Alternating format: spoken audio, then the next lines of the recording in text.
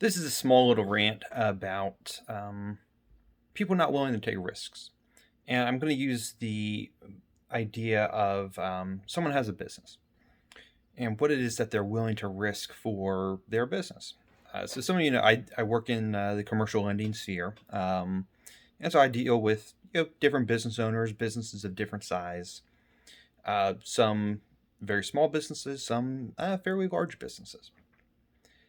And what I've noticed is that the people who are going to last in business, they have a different mindset of, well, debt in general, but also what it is that things cost, or what they should be willing, I should say, what it cost.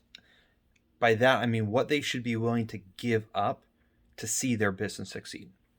And one of the perfect examples is what we call collateral. Collateral is basically like, if your business were to fail, how do we, the bank, get our money back? And one of the easiest ways that we get our money back is we look at what assets does the business owner, the guarantor, possess. And so we go through their balance sheet, find some stuff. Usually, if it's a early on type of business, number one asset that most people own is their home. And so we would look at the home and we go, well, we're going to give you a $3 million loan to buy this property, or we're going to give you a line of credit that's $1 million working capital line of credit. And so we're gonna structure the deal to make sure we get our money back, primarily through the operations of the business. And so again, the home is only a secondary, sometimes even a tertiary thing that we're going to quote unquote go after if the deal goes bad.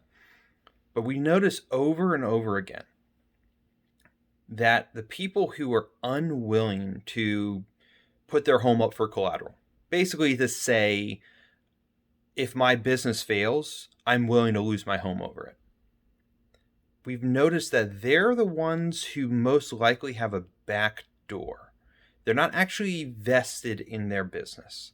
They want to want to try to do side deals, essentially. They want to make sure they want you to invest in their business more than they're willing to invest in their business. Or sometimes even at home, this is what happens. Husband and wife team, or I should say, husband and wife, not a team. Husband wants to expand the business, or maybe the wife wants to expand the business, and they're willing to put the home up, but the spouse isn't.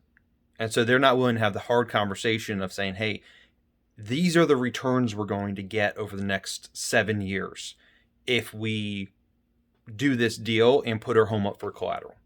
Because right now the business, leverage wise, doesn't have enough of its own assets to cover if everything were to fall apart. And one of the other things that we try to do, and it's kind of a little bit of a test, like you don't always have to take someone's home as collateral, but it is a little bit of an acid test, really, of how committed are they to their business. Example I had a couple years ago. We got projections from this company, very strong company, and we were looking at it, and we kind of wanted to do the deal. We were like, this is pretty strong. This is strong. We want to do the deal. The owner was projecting to increase revenues over the next 3 years by 400%. Very aggressive. Not undoable by any stretch. We've seen businesses that do that all the time, but he's going to grow by 400%. So loan officer and I, we had a conversation and said, hey, this is what we're going to do. It's like, here's the term sheet. Here's what the terms is. And we're going to put a second lien on your home. Basically, it's like, hey, it's like your first lien will be with your mortgage holder, but we'll be in second place. And the guy refused. He's like, no, I'm not going to put my home up. Do you see? And he's like, do you see my projections? I'm going to make all this money in the next couple of years. What do you need my home for? And basically our question back to him, and we walked away from the deal because we're like, this is the acid test, right? Yeah, he's not sold out to his business. It's because if he really believed that his business was going to grow 400%, then he would have been like, yeah, this is a small price to pay to get this line of credit that's going to help me achieve these goals. And so we walked away from that deal because it just didn't work out. We were like, there's something off here about his projections and what it is he's willing to risk. He wanted us to risk our capital and essentially at the end of the day, sometimes our own job. Because if we don't structure loans properly, we can get fired. And so he's willing for us to lose our jobs. He's willing for the bank to lose its money. He doesn't want the bank to, he's not offering the bank, hey, buy into my company and you'll own an equity share. No, this is just a loan. But he's not willing to risk something precious to him, i.e., in this case, his home. And it could be other collateral and stuff like that. People get emotional about different things. So connect that to Christianity. Are you counting the cost? What is it that you're willing to give up to stay faithful? Are you willing to give up those friends that are always needling you about Christianity? And again, you don't have to leave all your friends. Don't hear what I'm not saying. But are you willing to give up those associations that pull you away from righteousness? So again, just some thoughts about counting the cost of, on the business side, but also on the Christian side.